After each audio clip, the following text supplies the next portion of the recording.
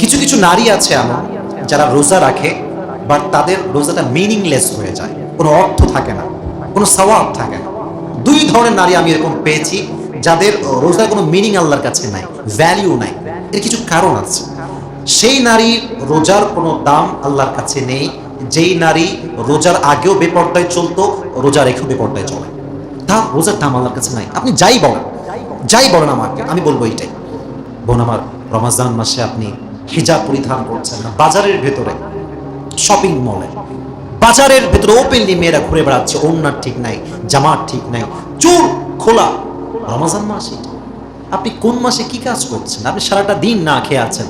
আপনার চুল যখন কোনো পুরুষ দেখে, খোদার কসম করে বলছি, ওয়াল্লাহি বিল্লাহি তাল্লাহি, প্রত্যেকটা পুরুষ যতবার আপনার এই বেপরদার চেহারার দিকে তাকায়, ওর আমল নামায় জেনা অ্যাড হয়, আপনার আমল নামায় জেনার গুনাহ আল্লাহ অ্যাড করে দেয়। নাউজুবিল্লাহ পড়েন। তাহলে এই রোজার কি মানে?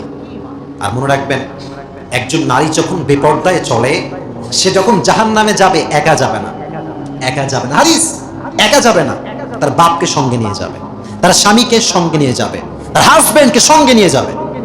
কারণ তার বাবা যে ছিল, তার অধিকার ছিল তার মেয়েকে কন্ট্রোল করবার, যে মেয়ে তুই আমার, তুই কেন বেপর্দা রাস্তায় চলে বেড়াবি, তুই আমার মেয়ে, তুই পর্দা করবি না, তোর বাসায় কোনো ভাত হবে না। যদি প্রত্যেকটা বাবা এরকম প্রতিবাদ করে, আগামীকাল থেকে বাংলাদেশের প্রত্যেকটা মেয়ে পর্দা করতে বাধ্য হয়ে যাবে। ঠিক কিনা বলেন? প্রত্যেকটা বাবার অধিকার আছে এটা। তো আপনি বাবা হয়ে আপনার মেয়ে রমাজান মাসে চলে বেড়াচ্ছে রাস্তাঘাটে, পর্দার ঠিক নাই, চুলের ঠিক নাই, ওড়নার ঠিক নাই, আপনি কিচ্ছু বলছেন না, আর আপনি মনে করছেন রোজা কবুল হয়ে যাবে। অসম্ভব, এত সোজা না। রমাজান মাস এসে গেছে, আমার কলেজের টুকরা বোনেরা, দয়া করে মেহেরবানি করে হিজাব ছাড়া, বোরকা ছাড়া, নিকাব ছাড়া বাহিরে বের হবেন না। এবং যে আব্বা জানরা এসেছেন, যে ভাইরা এসেছেন, নিজের স্ত্রীর প্রতি, বোনের প্রতি, মায়ের প্রতি এই খেয়ালটা সবাই রাখবেন তো ইনশাআল্লাহ? শুনি নাই, বলেন ইনশাআল্লাহ। অতএব সেই নারীর রোজার কোনো মূল্য আল্লাহর কাছে নাই যেই নারী রমাজান মাসে বেপর্দায় চলে, বেপর্দায় রাস্তাঘাটে হাঁটাচলা করে, তার রোজার কোনো দাম আল্লাহর কাছে নেই। এজন্য প্রত্যেকটা মেয়ে যেন পর্দা মেইনটেইন করে চলতে পারে, আল্লাহ প্রত্যেকটা নারীকে সেই তৌফিক দান করুক। সকলেই মন করে পড়ে আমিন। এক নাম্বার। দুই নাম্বার, সেই নারীর রোজার দাম আল্লাহর কাছে নেই যেই নারী রোজাও রাখে, আবার ফেসবুকে বেপর্দার ছবি আপলোড করে। কিভাবে করে? আগে চলতো বেপর্দায়, এখন একটু পর্দা শুরু করেছে রমাজান মাসকে শুরু করে, একটু হিজাব পড়ছে, একটু ভালো ঢিলঢালা ড্রেস পড়ছে, ফটো তুলে ফেসবুকে দেয়, হ্যালো ফ্রেন্ডস, কেমন লাগছে আমাকে। কি এটা কোনো কথা? এটা কোনো কাজ? রোজা রেখেছেন না আপনি আল্লাহর জন্য, আপনার চেহারা পরপুরুষে দেয় কি লাভ?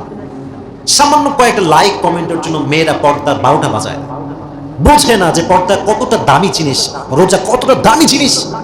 কুতিবা আলাইকুমুস সিয়াম কামা কুতিবা আলাল্লাযিনা মিন ক্বাবলিকুম লাআল্লাকুম তাত্তাকুন।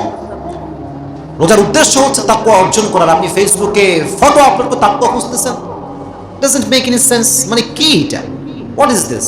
ইভেন অনেক মেয়ে আছে দেখবেন, হারাম রিলেশন আছে, তো নিজের বয়ফ্রেন্ডকে খুশি করবার জন্য রমাজান মাসে ফটো তুলে তুলে ওকে পাঠায়, দেখো আমাকে কেমন লাগছে, আজকে হিজাব পরেছি, বোরকা পরেছি। কি কি সব?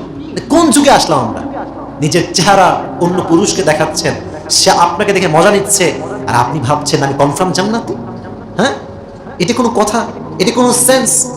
এই জন্য আমার বোনেরা, আমি আপনাদের শত্রু নই, বন্ধু হিসেবে, একজন আলেম হিসেবে এবং ওয়েল উইশার, কল্যাণকামী হিসেবে বলছি, দয়া করে মেহেরবানি করে রমাজান মাসে কোনোভাবেই কোনো যুবককে, কোনো মানুষকে যারা গায়রে মাহরাম আপনার জন্য, বেপর্দার ছবি কাউকে পাঠানো যাবে?